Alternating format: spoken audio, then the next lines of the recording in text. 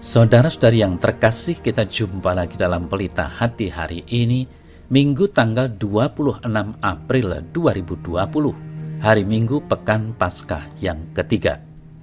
Bersama saya Romo Thomas Suratno, SC dari Paroki Cilandak, Jakarta Selatan, mendengar dan merenungkan sabda Tuhan, yakni firman Tuhan yang tersurat di dalam Injil Lukas, bab atau pasal 24, ayat 30 sampai dengan ayat 35.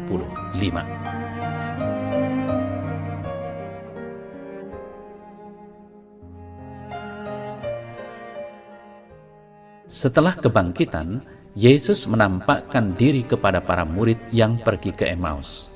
Ketika Yesus duduk makan dengan dua murid di Emmaus itu, ia mengambil roti, mengucap berkat, lalu memecah-mecahkannya dan memberikannya kepada mereka. Ketika itu terbukalah mata mereka dan mereka pun mengenal dia. Tetapi ia lenyap dari tengah-tengah mereka. Kata mereka seorang kepada yang lain, "Bukankah hati kita berkobar-kobar ketika ia berbicara dengan kita di tengah jalan dan ketika ia menerangkan kitab suci kepada kita?" Lalu bangunlah mereka dan terus kembali ke Yerusalem.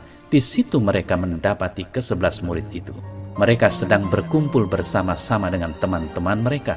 Kata mereka itu, "Sesungguhnya Tuhan telah bangkit dan telah menampakkan diri kepada Simon." Lalu kedua orang itu pun menceritakan apa yang terjadi di tengah jalan dan bagaimana mereka mengenal dia pada waktu ia memecah-mecahkan roti.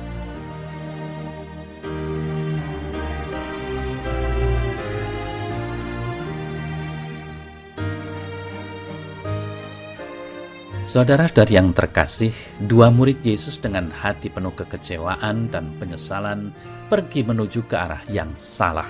Mereka meninggalkan Yerusalem menuju ke Emmaus. Walaupun Yesus yang bangkit bersama mereka dan berbicara dengan mereka, namun mereka tidak mengenalinya.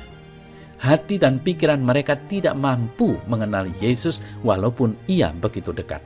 Kekecewaan dan perasaan gagalnya menghalangi mereka untuk berjumpa dengan Yesus.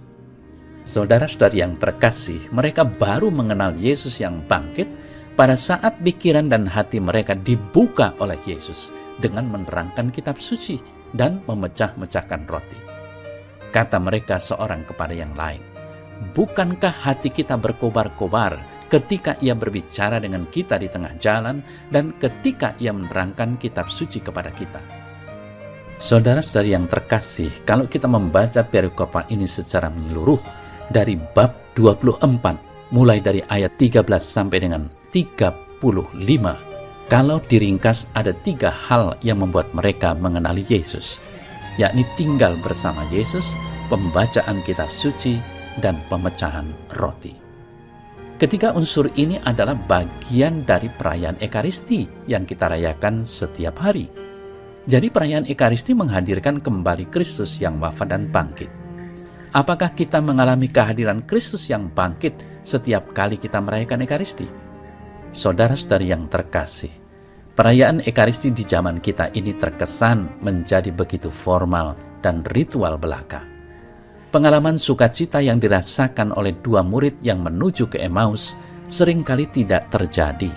Ekaristi lebih menjadi beban, sehingga tugas-tugas yang harus dilaksanakan kerap ditolaknya. Orang ikut Ekaristi hanya sekedar ingin terima komuni saja. Orang tidak mendengarkan sabda Tuhan dengan baik, sehingga sabda itu tidak tertanam dalam hati sedikit pun.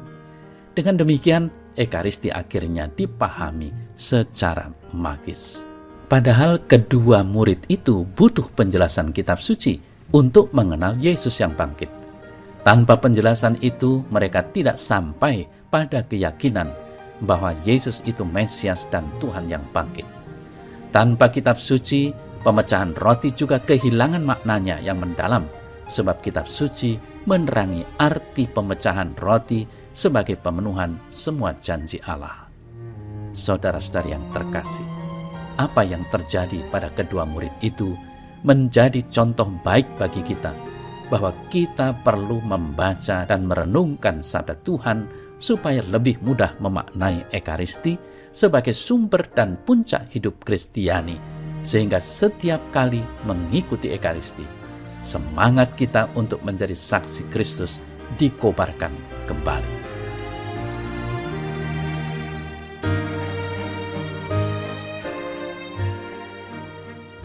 Ya Tuhan, bantulah aku untuk menjadi seperti dua murid Emmaus yang kembali ke Yerusalem dengan berkobar-kobar karena iman mereka dipulihkan. Semoga aku mampu untuk membaharui hidup dan perjuanganku, karena aku yakin dan percaya akan karunia penyelamatan yang Engkau anugerahkan kepadaku. Semoga aku tidak takut untuk membawa kabar sukacita dalam kehidupanku. Amin.